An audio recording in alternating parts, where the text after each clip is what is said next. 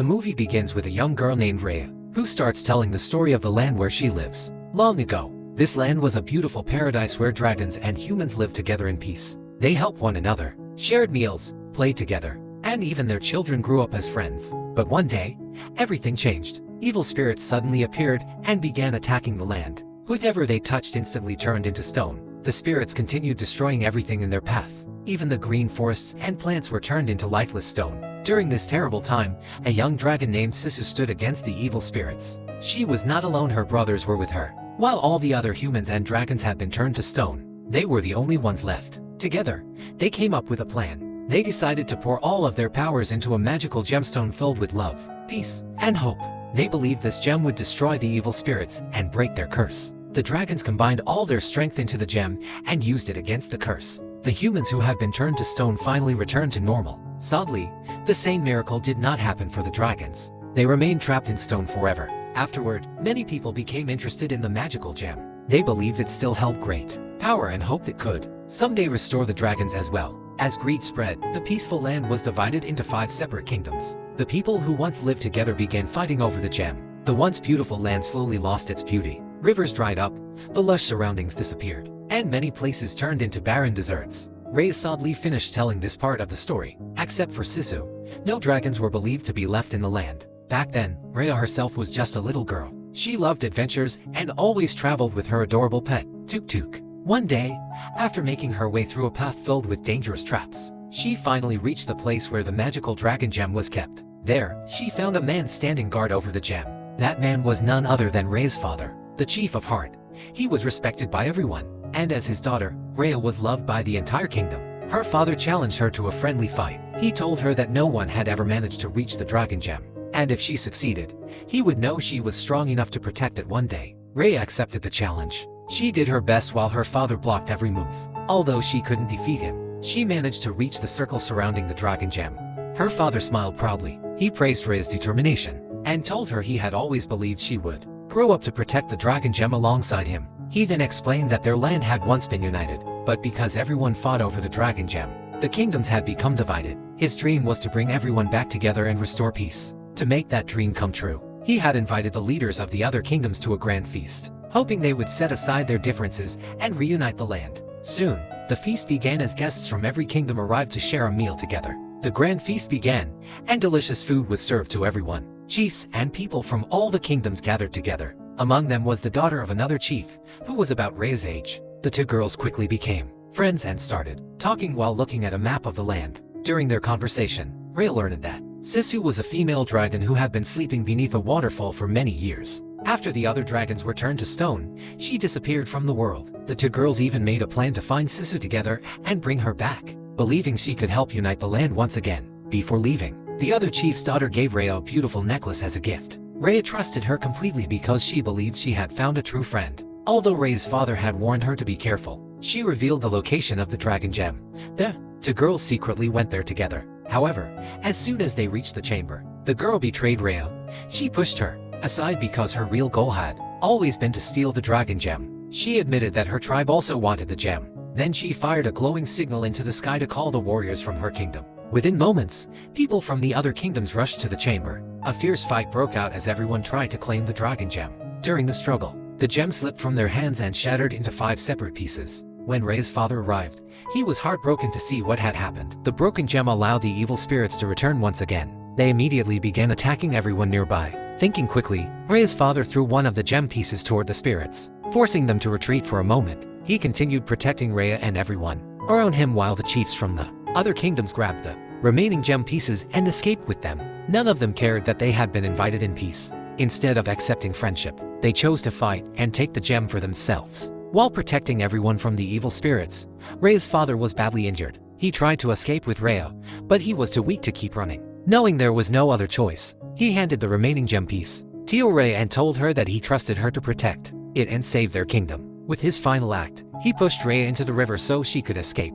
Moments later, the evil spirits reached him and turned him into stone. The story then returns to the present. 6 years have passed since that tragic day. Raya has grown into a skilled warrior. She continues protecting the gem piece while searching for the last surviving dragon, Sisu. She believes Sisu is hidden beneath an ancient stream. If she can find her, there may still be a way to restore everyone who was turned to stone, including her father. Tuk Tuk has also grown up and still travels everywhere with Raya, just as he did when they were children. After years of searching, Raya finally reaches the hidden stream. She succeeds in bringing Sisu back to life. Overjoyed, Raya tells Sisu that she has searched everywhere for her and begs for her help to save her father and the rest of the kingdom. Sisu happily looks at the dragon gem and immediately recognizes it as the same magical gem created by her brothers. It begins glowing with a bright blue light. Raya asks Sisu if she can recreate the gem so her father, who has been trapped in stone for 6 years, can finally return to normal. Sisu innocently explains that she did not create the gem herself. Her brothers were the ones who poured their powers into it,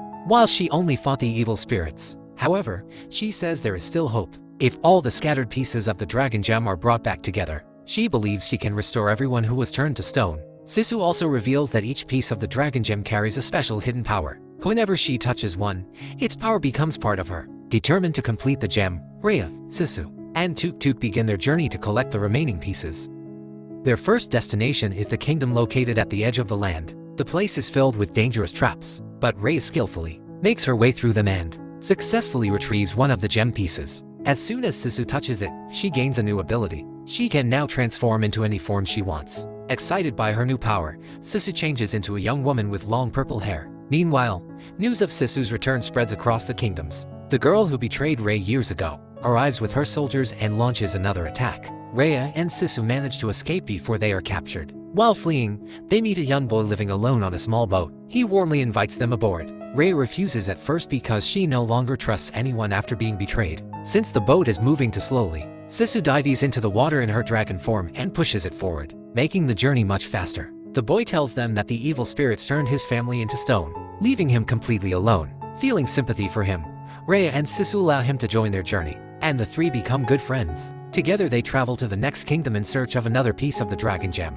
Raya leaves Sisu on the boat and goes ahead alone. There she encounters a clever little girl accompanied by 3 monkeys. They quickly steal Raya's gem and run away. Raya chases them down, recovers the gem, and catches the little girl as well. Instead of punishing her, Raya offers her a place on the team, promising food and a better life if she helps them. The little girl explains that her own parents were turned to stone by the evil spirits and that she has been surviving on her own ever since. Hearing her story, Raya welcomes her into the group, and together they continue their journey. Meanwhile, Sisu wanders through the marketplace, fascinated by everything around her since she has never seen such things before. As she curiously picks up different items, the people begin chasing her. An old woman approaches Sisu and pretends to help her. Without realizing it, Sisu reveals that they have come to collect the dragon gem.